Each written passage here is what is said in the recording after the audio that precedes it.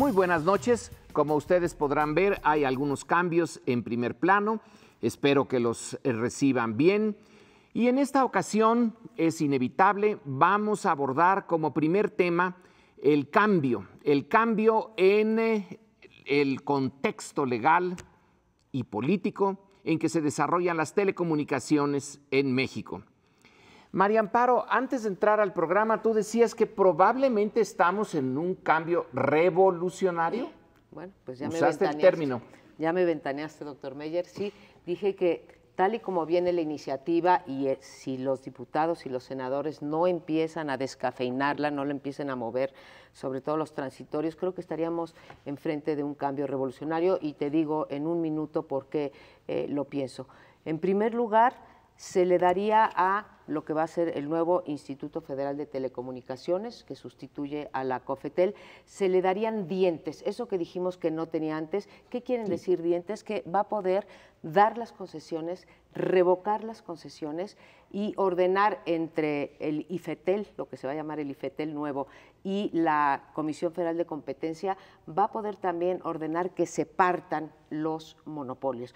Esto significa, si se aprueba esta ley tal y como ha sido presentada el día de hoy, que ningún actor, Lorenzo, pueda tener más del 50%, y estamos hablando de telefonía y de televisión, el 50% del mercado. Bueno, a mí me parece esto acotar a un poder fáctico y hacer buena la promesa de la competencia en un sector muy importante en términos tanto económicos como políticos. Ya comentaré otros aspectos, pero por eso decía yo que podía ser revolucionario, Lorenzo.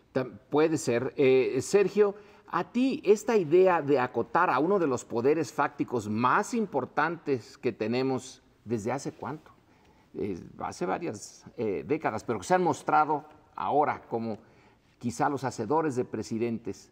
¿Qué te dice? ¿Podrá reaccionar el poder fáctico o ya podemos decir que empezaron a ceder el terreno que habían tomado antes? Mira, me dicen muchísimas cosas porque formamos parte de la generación que creció observando cómo iba creciendo el poder, primero en la imagen, luego en lo político, y luego en lo económico, hasta convertirse. Estoy pensando no solo en la televisora, sino en Teléfonos de México, Slim, es decir, ese bloque de tres, un oligopolio de tres. Y pues sería extraordinario que así fuera, vamos. Confieso que no tengo ningún prurito ningún sentimiento de decir, pues qué bueno que lo lograron hacer los tres grandes partidos y Enrique Peña Nieto.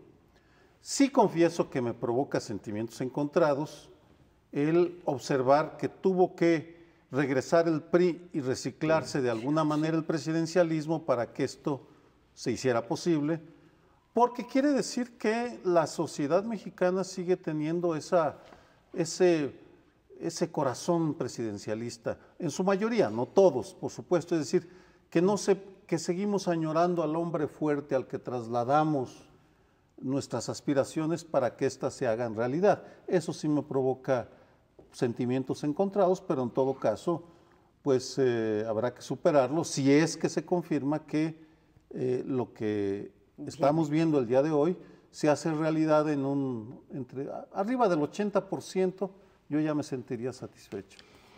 Francisco José, tú que has sido parte del Congreso, ¿tú crees que en esta ocasión, ante la iniciativa de Peña Nieto, el Congreso pueda todavía hacer cambios? Es más, que se pudiera negar, que pudiera echar por tierra esto, o ya es algo que podemos dar más o menos por hecho. ¿Y cuál es el papel del Congreso?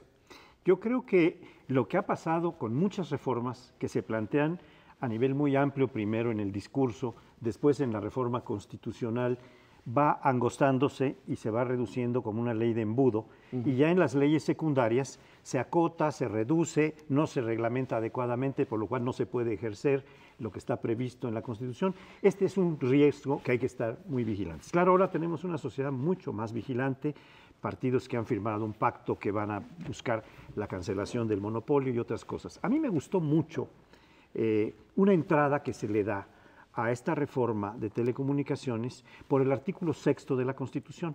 El artículo 6 de la Constitución tiene una que se refiere al derecho a la información, que fue establecido durante el periodo de López Portillo con Reyes Heroles, que señaló que el Estado garantizaría el derecho a la información. Ahora lo que se está diciendo es que el Estado garantizaría el acceso a las tecnologías de información, incluida la banda ancha, para todo el mundo, universal. Y se están también diciendo que esta responsabilidad tiene que desarrollar el Estado. ¿Cómo la va a desarrollar? Hay varias indicaciones. El instituto que se está creando, un instituto autónomo que va a poder, como ya decía María Amparo, dar las concesiones y retirarlas, sancionar, vigilar como autoridad que la ley se cumpla. Entonces, esto a mí me parece muy importante como punto de partida. ¿Cuánto lo reducen al fondo? Pues quién sabe. Pero entonces ya estaría casi hecho. El Congreso va a tener su papel, pero ya no es el papel protagónico, es el presidente. Decías, Francisco José, esto del derecho a la información. La ley ahora si pasa, ¿verdad? Sí pasa. Dice que la información que nos den tiene que ser veraz, oportuna y creo que otra cosa precisa. Auténtica. O algo por el estilo. Ahora, María Amparo, ¿cómo puede una ley decir que va a ser veraz? ¿Quién en su sano juicio puede aceptar que la definición es clara? Se da ahí a un campo de interpretación enorme. A ver, Sergio dijo que ahorita quería entrar en esto. Aclaro que es un tema que Lorenzo y yo comentamos antes del programa bastante. Nos reunimos, de hecho desayunamos juntos. Y ya existen criterios, los llamados códigos deontológicos, que ponen criterios para garantizar que los medios se acercan a la objetividad. Pongo un ejemplo muy elemental. Si van a publicar una noticia, van a buscar los principales puntos de vista. No se van a quedar con uno solo. O al menos lo van a intentar, que es el criterio. Si no lo logran, van a intentarlo. Por ejemplo, si se va a asegurar en un programa que tal candidato es un peligro para México, van a buscar que haya quien opine representando a ese candidato. Sí hay criterios para acercarse, jamás para lograr el absoluto de que todo va a ser veraz, oportuno, que por cierto, y objetivo, que por cierto, esos tres términos ya venían en todas las concesiones de televisión que dio el Estado mexicano. Siempre estuvieron ahí. Pues si siempre estuvieron allí, la verdad, que nosotros en este programa hemos visto que eso de la veracidad y las interpretaciones, la objetividad en nuestro campo es difícil. ¿O tú cómo lo ves? Es difícil, todo el mundo cargamos nuestro bagaje ideológico y no es siempre, además, digamos, uniforme. Hay en cosas en que estamos de acuerdo, otras en que no. A mí, poner este tipo de cosas e intentar regular lo que deben de hacer los medios siempre me ha parecido peligroso. De la misma manera que en la reforma electoral me manifesté en contra de esto de que no se valían las campañas negras, por decirlo de alguna manera. Me parece que es mejor que no esté regulado y que se haga por el lado de las sociedades demócratas y liberales que tienen sus autorregulaciones, los medios. Claro, en este país eso de pedirle a los medios que se autorregulen es tanto como nada, es nada más, o sea, una ilusión. Pero me parece muy peligroso. Yo creo que hay que dejar a los medios y que los castigue el mercado. Y qué bueno que me lo preguntas, porque ahora quizá podamos hablar de un verdadero mercado y donde haya competencia, aunque todavía se va a permitir la dominancia del 50%. Creo que hay otros puntos importantes, Lorenzo, en esta iniciativa, y por eso hablaba yo que podría ser revolucionaria. Por ejemplo, van a tener que regresar, una vez que se haga el apagón analógico, van a tener que regresar la parte del espectro que regresa a manos del Estado, y entonces se podrán concesionar muchas, digamos, la banda da para muchos canales de televisión. Una pluralidad. ¿No? Hay otra que también pues le pega en el centro de los intereses económicos a ambos, al duopolio de la televisión y al cuasimonopolio de la telefonía. Los teléfonos van a poder entrar a dar servicios de televisión, y en televisión va a pasar esto que llaman en la jerga el debe ofrecer, el must carry y must offer, debe ofrecer y debe de llevar, que quiere decir que ahora las cableras van a tener que transmitir las señales abiertas de televisión, ¿sí?, y a precio cero, menos para los dominantes. Ahí va a haber una discusión, es muy técnica, no viene al caso, pero eso también es muy importante, de la misma manera que en Teléfonos de México, Carlos Slim va a tener que dar la interconexión para todos aquellos que quieran invertir en telefonía, que van a ser muchos, porque ya nada más va a poder tener 50% del mercado. Entonces, sí está lleno de cosas muy buenas, y ahora están resolviendo el problema de las televisoras, no a través de la ley electoral como lo quisieron hacer en el 2007, que no se nos olvide que la famosa ley Televisa, que pasó en el 2007 y que fue, bueno, aquí mismo en este espacio la criticamos, fue aprobada por todos los partidos, sí, pero era una época electoral. A mí sí me da gusto ver digamos, este intento, insisto, vamos a ver qué pasa, de que vaya los tres partidos y se enfrenten a esto que pues ha elevado los precios, ha ido en contra del consumidor, tanto económicamente como en términos de la información que podemos recibir. Sí, la información política ha estado muy sesgada por mucho tiempo en este país, gracias a este dominio de la televisión como fuente principal para la cultura política mexicana.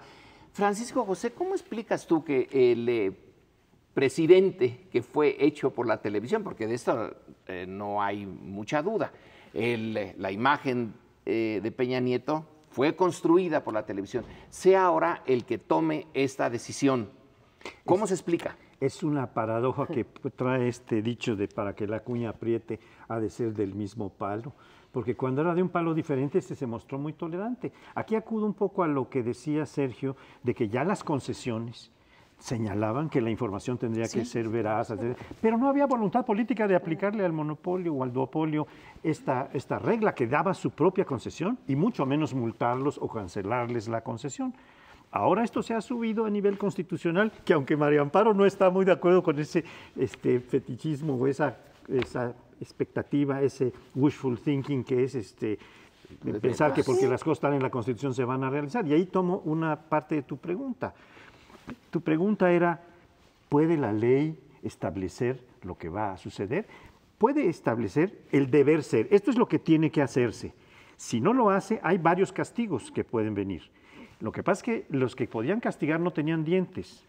Ahora, no solo el castigo del mercado al que se refiere María Amparo, sino que debe haber algún castigo que el Instituto de las Telecomunicaciones, que es un organismo autónomo, según está previendo esta ley, vamos a ver qué tan autónomo resulta, pueda castigar también a quienes no cumplen con el deber ser. Y ahí va a haber una interpretación, por supuesto, y esa corre a cargo del Poder Judicial.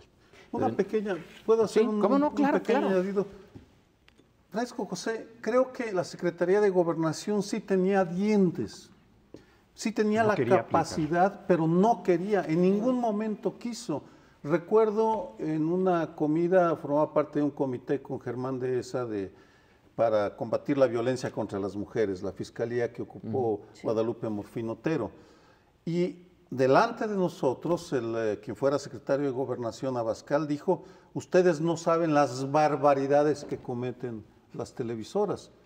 Pero bueno, las permitieron. No, tienes razón, yo dije, no tenían dientes, tenían posibilidades, pero no tenían voluntad política para someter al duopolio de la televisión. Sí, lo que nos queda ahora es tener una actitud como la de Santo Tomás, que tanto se le criticó, hasta no ver, no creer. Pero es Santo Tomás el apóstol, no de Aquino. No, el de Aquino, a ese ni le entendía yo bien. El otro Santo Tomás era más puso el dedito y quiso ver si era cierto o no. Está la puesta en marcha y esto va a tardar un buen tiempo antes de que nos convenzamos. Yo soy escéptico y creo que tengo y tenemos el derecho de ser escépticos porque ha habido muchas leyes más o menos buenas que no se han cumplido. Así que, bueno, terminamos con este segmento. Espérenos, nos faltan 3. Hace 11 años, cuando estábamos procesando la reforma al artículo 3º, subió un diputado muy inteligente y dijo que el problema de la educación en gran parte, era que era una Penélope, porque lo que construía con gran dificultad el sistema educativo por las mañanas, lo destejía Penélope por las tardes, Penélope Televisión por las tardes, difundiendo la superficialidad, valores contrarios a los que sostiene el artículo 3º, etcétera.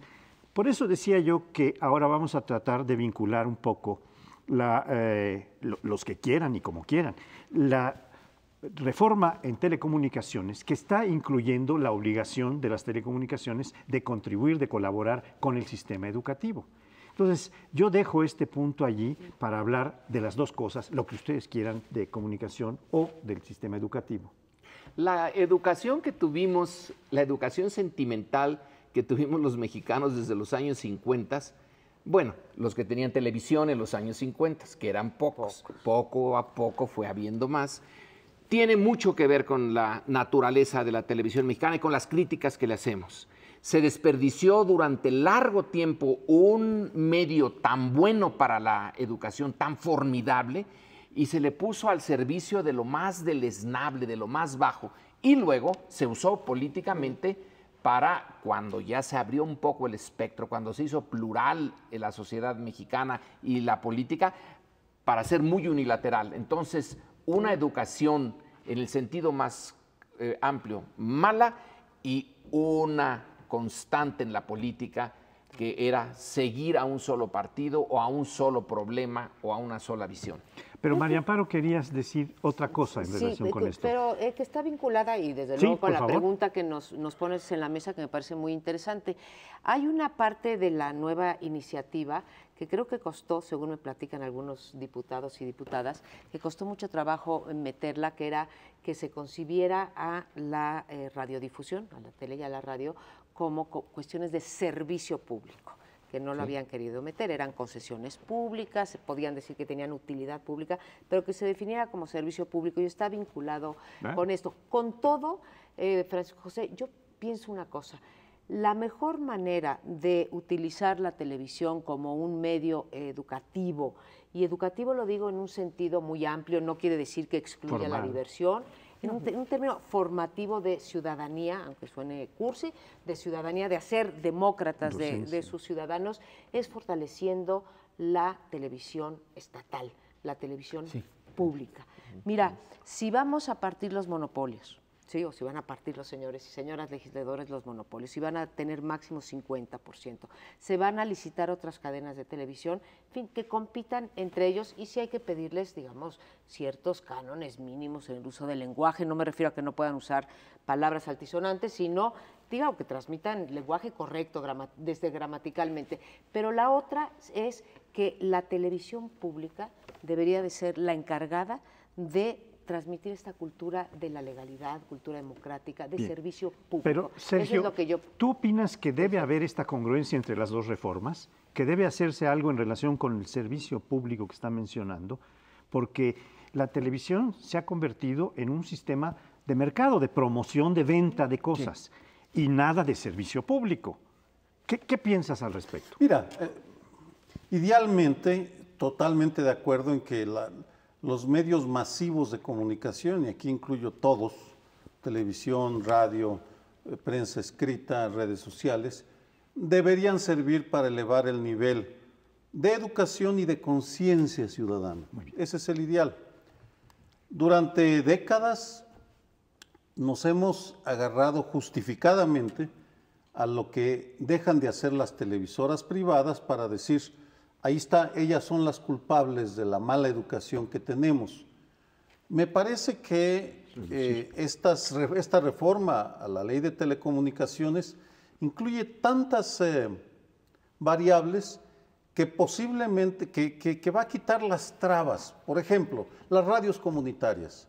Ahora ya no van a ser permisionarias, sino concesionarias. Todas. Todas. Por tanto, van a poder obtener recursos publicitarios. Sergio, ¿qué quiere decir eso para el público? Mire, No entiendo. hasta ahora había dos tipos, permisos que se daban a, por ejemplo, no, de hecho, Canal 11 está aparte porque aquí No es permisionaria. Es permisionaria. Canal 11. ya tiene permiso porque según legalmente creo que permisionaria. tiene Permisionaria. un esquema muy particular. Bueno, televisoras públicas como Canal 11 tienen prohibido la venta de sus tiempos, lo cual limita la posibilidad de financiarse. Una radio comunitaria de alguna comunidad indígena tampoco lo puede hacer. Los concesionarios sí lo pueden hacer. Con la nueva legalidad ya se va a borrar esa frontera y por tanto vamos a ver... Pero las permisionarias no, ¿eh? No, ahora todas pasan a ser concesiones. Todas pasan a ser concesiones. Todas pasan a ser concesiones. concesiones. Con la reforma. Sí, si me permites eso, por supuesto, quisiera aclararlo porque este invento de las permisionarias viene de la ley de radio y televisión modificada en tiempos de Echeverría, en 73. Y se estableció ahí cuando en realidad todas debían ser concesionarias porque lo que se está cediendo es el espacio electromagnético, etcétera, para que es dueño el Estado es decir, que el Estado debe controlarlo y regularlo para que se puedan emitir programas de televisión, de radio, etcétera. Ahora se está marcando que todas van a ser concesionarias y por tanto todas quedarán sujetas a un mismo tipo de reglas. Puede haber unas que sean públicas, como dice María Amparo, y otras que sean comerciales, pero no se van a poder seguir encubriendo en que la tarea fundamental de las televisoras es divertir, porque se agarran de eso y no cumplen nada de las necesidades sociales que tienen que cumplir, del servicio social. Pero a ver, una pregunta, Pauli. ¿Algo dice en la ley que ahora se van a tener que hacer cargo de alguna cosa de conciencia social o de educación? No, lo que Creo pasa es que no, y ojalá y no aparezca. La ley de televisión ya establece y se va a asumir que la programación debe tener ciertos contenidos, debe cumplir con ciertas formas, debe dar ciertos avisos a la población cuando hay problemas que y están previstas las cadenas nacionales y demás, exacto. Pero fundamentalmente se deja en libertad a cada canal de televisión transmitir los contenidos que a cada quien le parezca, ¿no? Siempre y cuando cumpla con ciertas proporciones, sí, porque claro. si es totalmente desmesurada la promoción mercantil, la ley puede acotar eso y decir, por lo menos habrá dedicados tiempos a servicios sociales. Pero sí, Sergio. Remato la idea por favor. Con estas acotaciones. Lo que parece más notable es que ahora existe la posibilidad de que se multipliquen los medios de comunicación y brote la pluralidad. A través de los medios de comunicación la pluralidad que existe en México, que incluye desde la extrema izquierda hasta la extrema derecha, y que se compita en términos de calidad del argumento. De contenido, Bueno, no solo de contenido, sino de calidad técnica también. Vamos. Claro. De acuerdo. Sí, Lorenzo quiere decirnos algo al respecto. Una cosa muy rápida. Hemos puesto aquí el énfasis en que ahora están acotados. Es el 50% como máximo del mercado. Pero en otras partes es mucho menos. 25% en Estados Unidos. Yo diría que 33. Ya el 30%, me parece que si alguien domina el 30%, ya está dominando mucho. Si alguna de las cadenas realmente se queda con el 50%, tengo la impresión de que seguirá siendo muy influyente, es la más influyente y puede seguir manteniendo vivo parte del espíritu que queremos que se mate ahora. Esa visión del mundo muy unilateral, muy al servicio de sus intereses, con el 50%, el dragón, creo, todavía puede estar vivo. Pero eso vamos a ver cómo queda acotado con las leyes secundarias. Porque después de esta reforma, si procede como la están planteando, esta reforma constitucional, vienen leyes secundarias, la ley orgánica del Instituto de Telecomunicaciones, que debe ser autónomo y debe tener los dientes precisos, es decir, ante tales faltas puede imponer tales sanciones, puede retirar incluso la concesión, como el IFE puede registrar los registros a los partidos. En fin, aquí estaríamos frente a una situación verdaderamente importante que la vamos a ver no de inmediato, sino en la ley secundaria. Creo que ese es un magnífico símil porque es cierto, aquí todos sabemos y nuestro auditorio lo sabe también que el IFE, por ejemplo, en situaciones extremas que están perfectamente estipuladas en el COFIPE, podría retirarle el registro a un partido político. Y sin embargo, no nos imaginamos... ¿Se imaginan ustedes que por alguna violación estipulada se le retire a cualquiera de los tres partidos grandes, al PRI, al PAN y al PRD? Entonces, es cierto, es un reto, como lo dijimos también en la ley de educación, ¿sí? Ya está la reforma constitucional, vamos a esperarnos a ver las leyes secundarias para ver hasta dónde respetan el espíritu de la reforma constitucional y permitan que este ejercicio más democrático de los medios que promete esta reforma se da. Tendremos que esperar 180 días. Sí, Pero Sergio. el futuro va Pero vamos hacia allá. a pertenecer a quien sepa aprovecharlo. Existe el riesgo de que lo aprovechen quienes ya tienen poder. No pero me digas que la también- televisión es de quien la trabaja, porque eso Vamos, sí ya sería muy es revolucionario. El éxito de esa frase atribuida a Zapata es precisamente que acuña una frase, el sentido común. Entonces, el futuro de esta ley de telecomunicaciones o de la ley educativa o de las instituciones depende de la capacidad que tenga la sociedad para aprovechar los espacios que da la ley y para presionar a las Claro. instituciones. Doctor Lorenzo, por favor. Ya se nos está agotando el tiempo, pero ahí, Sergio, sí, no soy tan optimista como tú. La capacidad que tiene la sociedad. En principio, una sociedad está desorganizada. Los que tienen la capacidad son los pocos muy bien organizados. En principio, aquí quien sigue teniendo la sartén por el mango va a ser Televisa y TV Azteca. Eso, la sociedad puede, sí, la sociedad puede, pero nuestra sociedad históricamente ha sido desorganizada y atomizada a conciencia. Por favor, Entonces María le va a Amparo. costar mucho tiempo. Mira, te compro el argumento que le va a costar mucho tiempo y habrá unos empresarios que van a entrar ahorita incluso a la televisión en condiciones desventajosas frente al monstruo que son Televisa y Azteca. Pero quiero regresar al punto de la televisión estatal. Esta ley debería de ir acompañada con fuertes recursos para fortalecer la televisión estatal. Bien, estamos llegando al final de nuestro bloque. Creo que están planteados los temas principales y vamos a tener que tener una vigilancia especial para que lo que está establecido en términos generales, como debe ser en la Constitución, sea bien aterrizado en las leyes y en los reglamentos y después sea bien observado. Y si no es bien observado, haya las autoridades que echen para atrás las acciones y los efectos de las acciones que se hubieran desarrollado en contravención A esto. con la Y ley. ya tienen otro apoyo, que es la ley de amparo, que Sí. todavía está esperando el Ahí Senado, viene, ahí pero viene. ese va a ser un buen Pero instrumento. no pueden ir a la suspensión inmediata, a la suspensión, sino solo a la Así es. definitiva. Bien, se nos una ha maravilla. acabado el tiempo de este bloque y nos vamos al siguiente. No nos deje, vamos a un bloque muy interesante.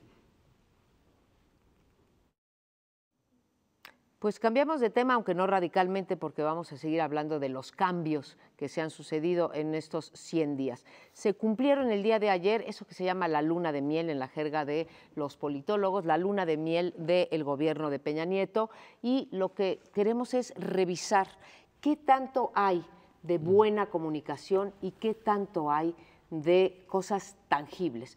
Me queda claro que no se le puede pedir en 3 meses de gobierno a un individuo o a un equipo de gobierno que bajen las tasas de homicidio, que suba el crecimiento económico, que haya más inversión así de inmediato, pero se están poniendo o no los ladrillos. Mi pregunta sería, es cómo ven ustedes si esto es más de percepción que de realidad y de buena comunicación, o si ya estamos viendo los primeros que se están sentando las bases de ese cambio, Sergio. Mira, sí hay realidades, pero también hay un extraordinario oficio en cómo difundir las escasas realidades. Creo que no hay ninguna duda del cuidado que ponen en la forma. Me voy a quedar por lo pronto brevemente en la forma y luego ya Nos vamos a los contenidos. a los contenidos. Desde el primer día, Enrique Peña Nieto se preocupó por restaurar la majestad del presidencialismo. Desde el famoso incidente cuando era presidente electo, se reúne con los gobernadores del PRD y Graco le habla de tú, le dice, oye Enrique, y dicen las crónicas, consulté 3, que voltea y le dice con una mirada gélida, dígame señor gobernador. Ese es un indicio. Otro es el cuidado en la imagen. En sus actos jamás nada está fuera de lugar. Los símbolos, Los estás hablando. Ese cuidado, habla de profesionalismo, también habla de un intento de presentar, de moldear la realidad a la voluntad del emisor. hasta ahora ha tenido éxito. Eso es lo que podemos ¿Qué decir. tanto puede durar esta percepción de éxito si no está sustentada en hechos reales? Creo que hay Paoli? una percepción relativa de éxito de estos primeros días, porque eso parece normal, hay un buen impacto, no total. Hoy viene una encuesta... De María de las Heras. Sí, no, viene una de Buendía y También viene. Laredo, en donde se da una percepción de que más del 50% está diciendo que hay un cambio en la estrategia en relación con la seguridad, por ejemplo. Pero no la totalidad. Hay unos que dicen, no, las cosas siguen igual. El PAN salió a decir, no hay solo cambios de fachada no hay ningún cambio serio, ¿no? Por ejemplo. Pero yo creo que allí estamos frente a una situación que, como tú planteabas, puede ser de percepción y de realidad. Estamos en los tiempos de la percepción, todavía no hemos entrado en pleno a los tiempos de la realidad. Yo creo que vamos a entrar en pleno cuando estas dos reformas que hemos comentado en los bloques pasados, educativa y de telecomunicaciones, operen o empiecen a operar y sus órganos que crean empiecen a actuar en correspondencia con lo que dice el mandato constitucional, y también está en veremos la reforma fiscal, que es la que va a proporcionar muchos de los recursos para poder cumplir con las tareas que se están planteando ahora, porque esto va a requerir bastantes recursos. Lorenzo, si tuviéramos que escoger uno o dos eventos, uno o dos acciones del gobierno de Peña Nieto que te mostraran este drive, impulso que tiene para el cambio en México, desde luego, desde la perspectiva, tú eres un demócrata, siempre lo has sido, desde esta perspectiva de la democracia y la prosperidad, también. Sí. ¿Qué hay realmente?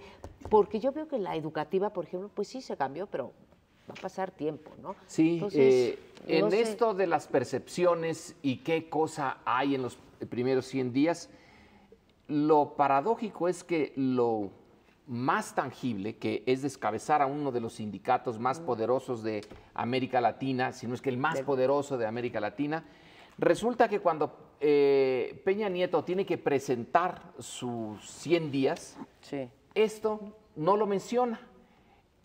¿Por qué? Porque el golpe político más interesante, que puede ser presentado como un llamado a cuentas, que es lo que siempre hemos dicho en México, no hay quien pida cuentas a los responsables de las grandes decisiones políticas. Bueno, aquí sí se está pidiendo cuentas y se queda callado. Ahora, si, como dice Sergio, todo está perfectamente y fríamente calculado, ¿por qué se cayó? ¿Por qué decidió no decirle a su público, miren, ahora ya tenemos el primer gran momento de llamar a cuentas a los que parecían intocables? ¿Será que no quiere llamar a cuentas a otros? ¿No quiere dejar que esto sea el principio? Porque eso puede ser una cadena, puede ser visto como el primer eslabón, y no quiere que se vea como eslabón, entonces quiere que se vea como caso único. Ya le mandó el mensaje a las televisoras, ya le mandó el mensaje a Slim, a todos, y entonces se va a quedar nada más con el Baester. Eso me llama la atención de sus primeros 100 días. Eso está por verse. Lo que yo estoy viendo es que sí, en efecto, cambia el ánimo en el sector empresarial, cambia el ánimo incluso entre muchos de los formadores de opinión público, cambia el ánimo, si ustedes revisan las editoriales a nivel internacional, cómo están vendiendo hoy el país, pero veo algunos faltantes en materia de lo que decía, y faltantes importantes, incluso faltantes de voluntad, porque no vemos ninguna iniciativa en ese sentido, que sí nos las había prometido, en materia de rendición de cuentas, que es un tema que tú manejas mucho, Sergio, pero por ejemplo lo que nos dijo del monitoreo de los medios, el organismo de publicidad de los medios no está, la ley anticorrupción no ha podido ser procesada. ¿Qué hay de rendición? Tampoco la del IFAI, ¿sí?, que sigue atorada ahí en comisiones. La rendición de cuentas y la cultura de la legalidad es uno de los grandes faltantes que veo en estos 100 días. Mira, es que son muchos temas. Intentaré centrarme en la pregunta que haces y que va a un enigma. ¿Qué es lo que realmente quiere Enrique Peña Nieto? En mi opinión, habiendo leído su obra y estudiado sus discursos y su tesis de licenciatura. Esa es su obra, Lorenzo, no me veas así. Sí, bueno, es que usaste sí. un término muy... ¿Quiénes en el auditorio han leído la tesis de Peña Nieto? Tú. Yo, creo. ¿Tú te oyes a ti mismo? Yo me oigo a mí mismo. Eres auditorio. No, pero interpretándolo, me parece que lo fundamental para él es restaurar el presidencialismo para que el Estado sea eficaz. Si un término en su libro, por ejemplo, no, sí, escribió un libro después cuando era candidato, o lo firmó, pero las únicas palabras que están en negritas todo el tiempo son dos: Estado eficaz. Esto nos da una idea que eso es lo que quiere. Lo quiere, pero a través del presidencialismo. Y la pregunta, yo creo que para él lo que importa es que el presidente vaya restaurando su capacidad de ser el gran decisor. Y como gran decisor, él ir regulando qué reformas se dan y hasta dónde llegan. Pero tú sientes que lo están dejando los partidos, o sea, ¿realmente está siendo él el gran decisor, Paulino? Yo creo que no, que tan no fue solo que los tres partidos tuvieron que apoyar el Pacto por México. Los tres partidos apoyaron esta reforma a las telecomunicaciones y también la educativa. Hay un problema, por ejemplo, con la fiscal, en donde está empezando a aparecer la oposición del PRD que dice nada de alimentos y medicinas con IVA, eso no lo vamos a aceptar y eso pone en riesgo. Pero todavía no hemos llegado a ese punto. Entonces, ahorita estamos en los tiempos en los que se concede el beneficio de la duda. Seguimos en eso. Seguimos en eso. ¿Tú qué, por qué, Sergio? No, ¿Qué quería ibas a hacer una decir? aclaración porque hubo la semántica cuenta y lo que planteo como idea es, eso es lo que él quiere, pero evidentemente su voluntad está limitada por la voluntad de las otras fuerzas. Claro. Y en ese sentido, no estoy diciendo que sea el gran decisor ya, Pero sino que quiere ir para allá. Quisiera ser. A ver, ¿habilidad política o generosidad de la oposición y desaparición de la escena política e institucional de Andrés Manuel? Yo creo que las dos. ¿Habilidad política o una generosidad? una ¿O sí vaya un generosidad, cambio en la...? Sí, hay una habilidad política en la capacidad que tiene de presentar las cosas y de ocultar otras, porque eso es importante. En estos 100 días, decía Sergio, creo que fuiste tú, Sergio, no se puede pedirle que acabe con la inseguridad. Es cierto, Sí, yo. no se puede. Fuiste tú. Sí. No se puede. Pero lo que está tratando de ocultar muy bien es que las cifras de la violencia siguen exactamente igual que antes, pero sí hay un cierto velo. La realidad no está cambiando en ese campo de la inseguridad y sin embargo las percepciones puede que sí estén cambiando porque ya no se le pone el foco que Calderón pidió que se le pudiera el foco a lo de la violencia al principio. No pudo y luego le salió el tiro por la culata. En este caso también hay una percepción de que en la parte de la seguridad puede ser que ya no sea tan importante. Yo creo que sigue siendo exactamente el mismo problema y hasta un poquito peor. Yo creo que no son incompatibles una cierta generosidad de los partidos que se han abierto para apoyar reformas que además ellos mismos habían venido proponiendo, con la habilidad que hay, no en Peña Nieto solamente, tendemos a personalizar demasiado. Hay un equipo muy hábil que ha planteado las cosas bien. Por ejemplo, el procurador ha hecho bien su trabajo de lograr una consignación antes de detener. Por ejemplo, bueno, hay varios ejemplos de un equipo que está pensando, que está conciliando distintas cosas, que está tomando lo que la sociedad piensa y ha planteado y está tratando de llevarlas a las iniciativas que toman. Algo va a acotar aquí, Sergio. Qué bueno que cause polémica. En 2 segundos. Ustedes son muy generosos con los partidos. ¿Cuál generosidad? No es debilidad.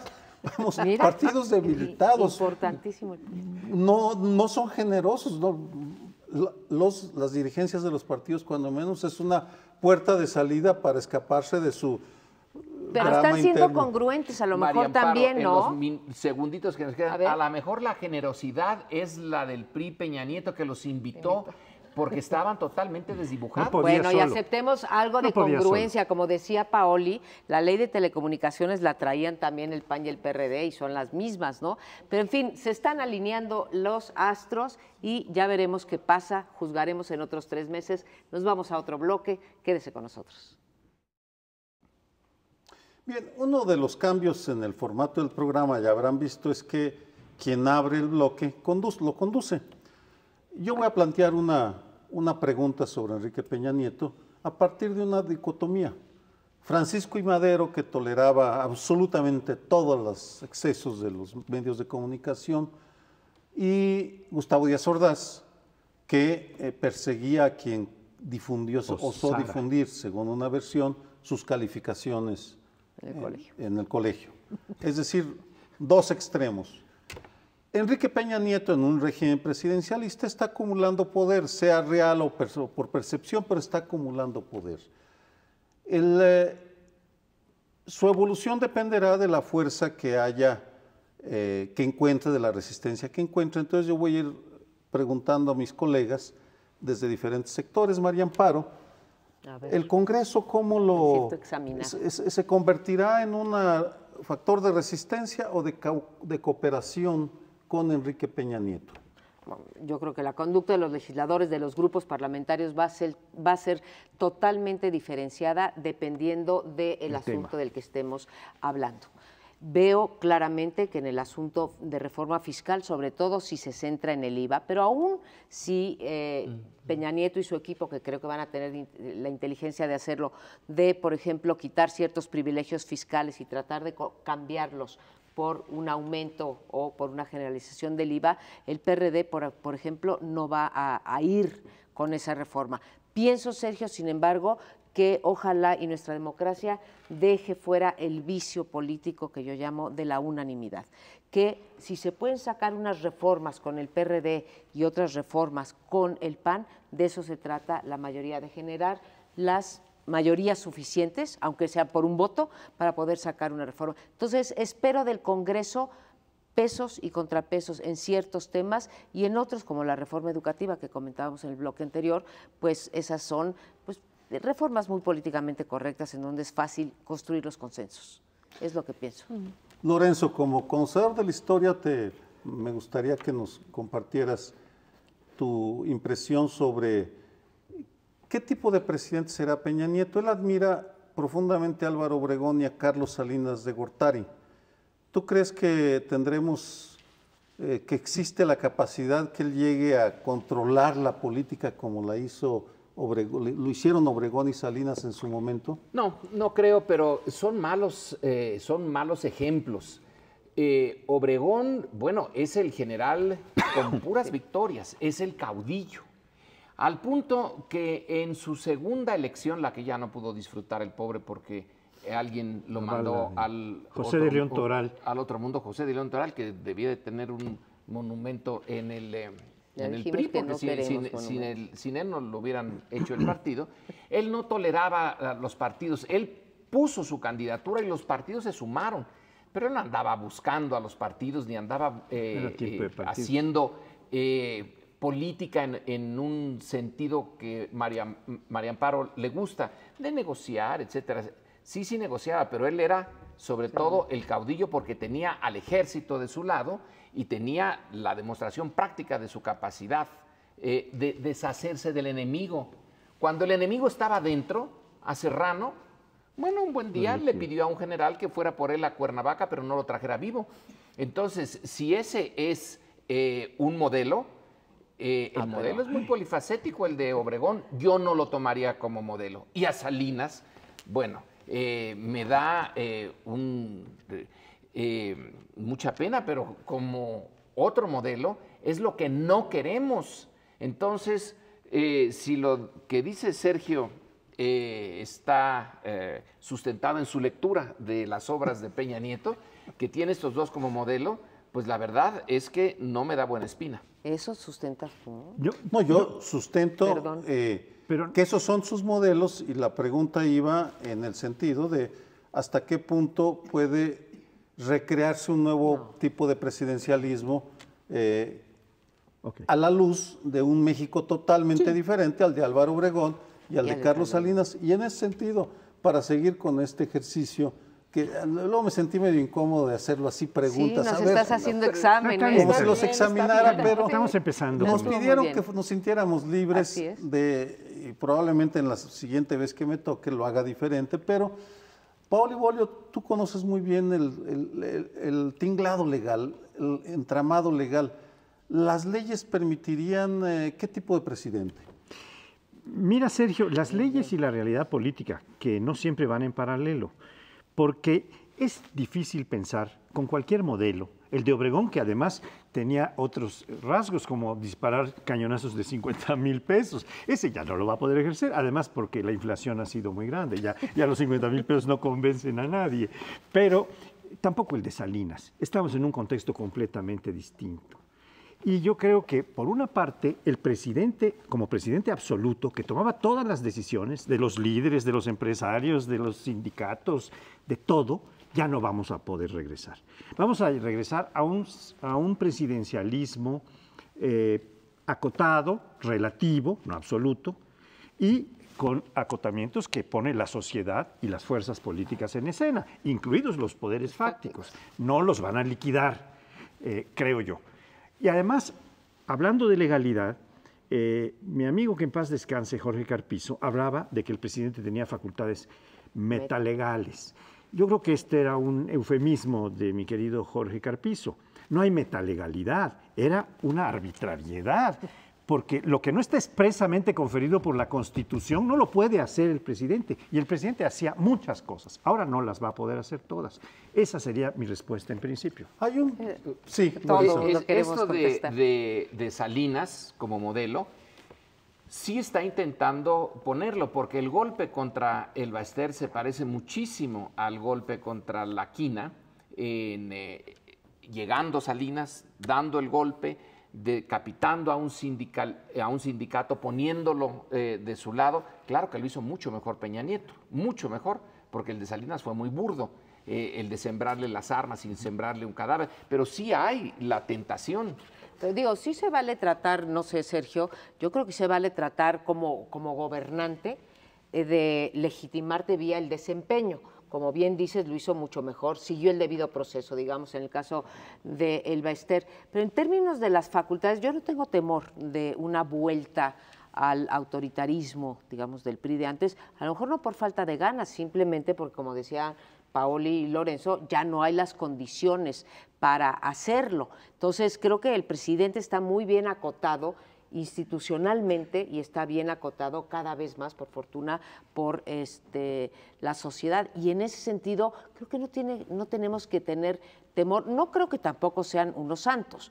Van a tratar de ganar elecciones de la manera que sea, de utilizar los tiempos de Estado, en fin, podemos empezar a ver utilizar los programas sociales, pero yo creo que ya también ha escuchado distintas voces, ya no está hablando de cláusula de gobernabilidad, ya vio que sí se puede gobernar, y esto va en contra de todos los mayoritaristas, se puede gobernar y se pueden hacer pactos y conciliaciones cuando hay pluralidad y quizá te salgan mejor.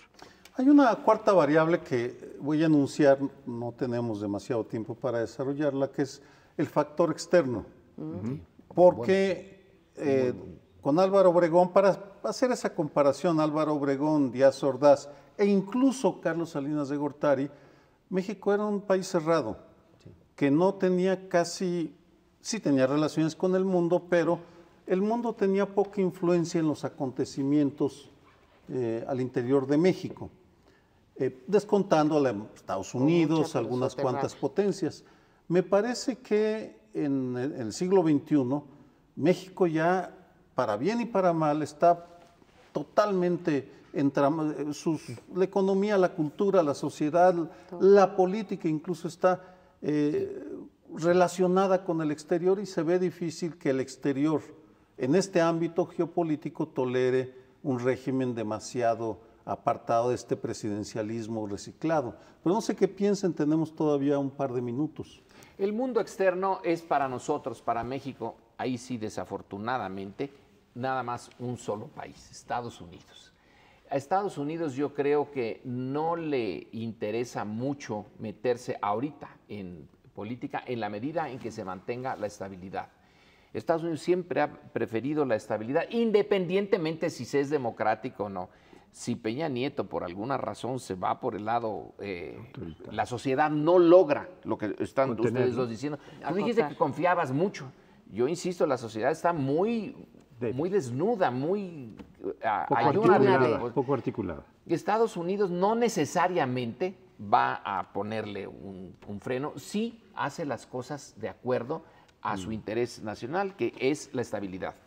Yo creo que efectivamente estamos acotados por lo internacional, básicamente por Estados Unidos, donde tenemos el 80% de las importaciones y exportaciones, pero también influyen varias tendencias, por ejemplo, la defensa de los derechos humanos, que es una globalidad positiva que está influyendo para acotar algunas acciones. Ya no van a poderse violar tan fácilmente como se violaban con Obregón, no digamos, hasta con Salinas, los derechos humanos. Entonces sí hay un acotamiento global.